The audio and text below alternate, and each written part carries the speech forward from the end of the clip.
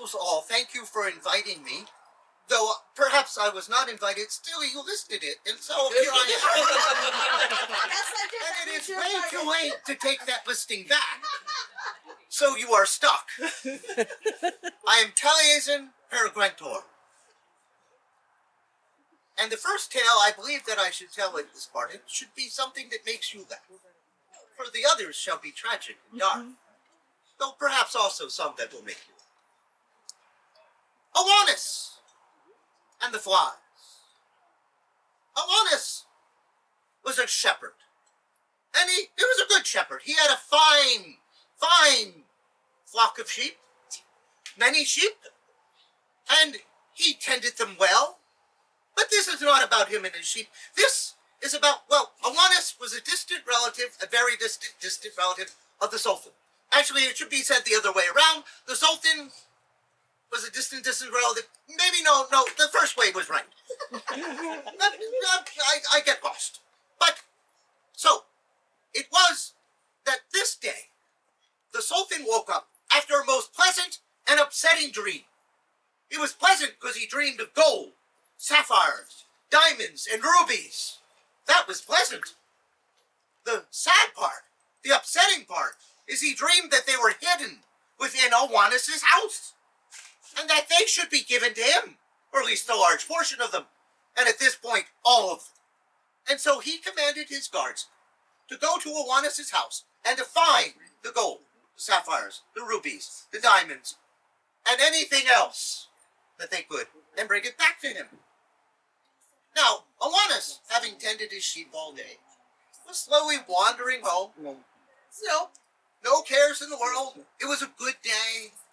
All was good with the world. And then he comes upon his house, which had been pulled, board from board, and demolished. And he saw, riding away, the Sultan's guardsmen. They destroyed my house. There's nothing left. Well, one does not simply go up to the ruler of their land and go, "Hi, about my house." It's not a good way to keep your head, for which Awanis did enjoy his head. If nothing else, it was a place for his hat. So, several days passed, and it just happened to be that the Sultan was hearing grievances from all those that might bring them to him, for he was the wisest in the land, and he would solve their problems. And he noticed that Awanis was in the line. And he got a little nervous about what Awanis was going to bring up, but he figured, I got my guards, I got the executioner, all is good. And Awanis finally gets to the front. And Awanis may have been a humble shepherd, but he was also an orator.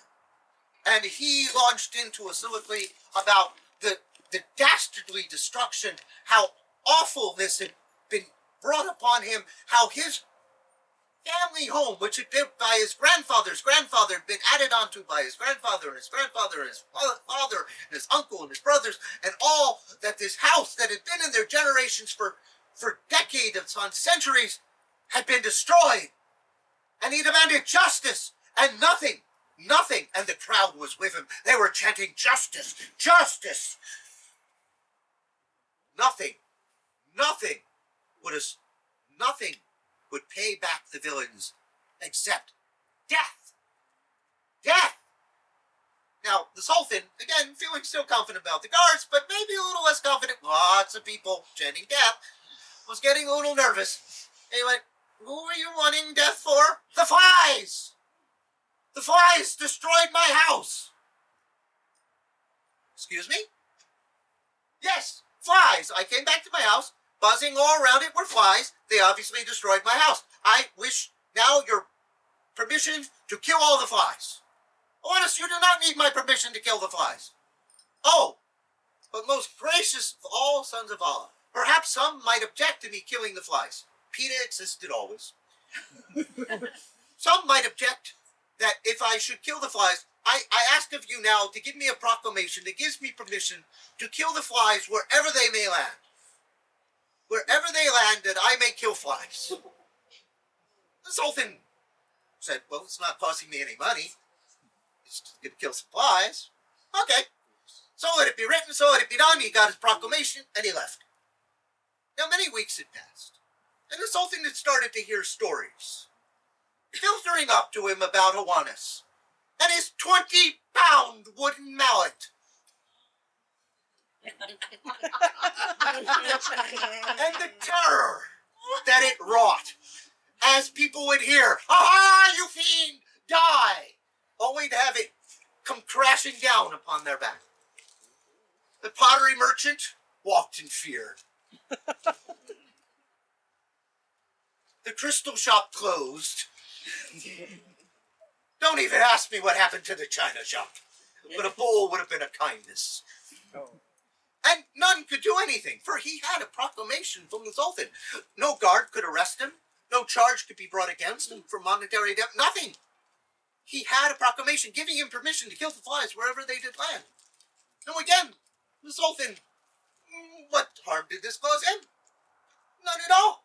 So what did he care? What did he care about Awanis and his large wooden mallet? Now it just happened that a festival came about. And as I said, Awanis was a distant.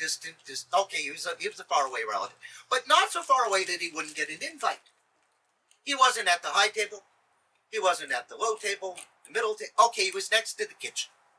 But there was Awanis. And, there was drinking. There was merriment. There was partying. And so it can be forgiven, perhaps, that the guards did not notice Awanis. Slowly, inch by inch, step by step, sneaking up behind the Sultan, reaching into his robe.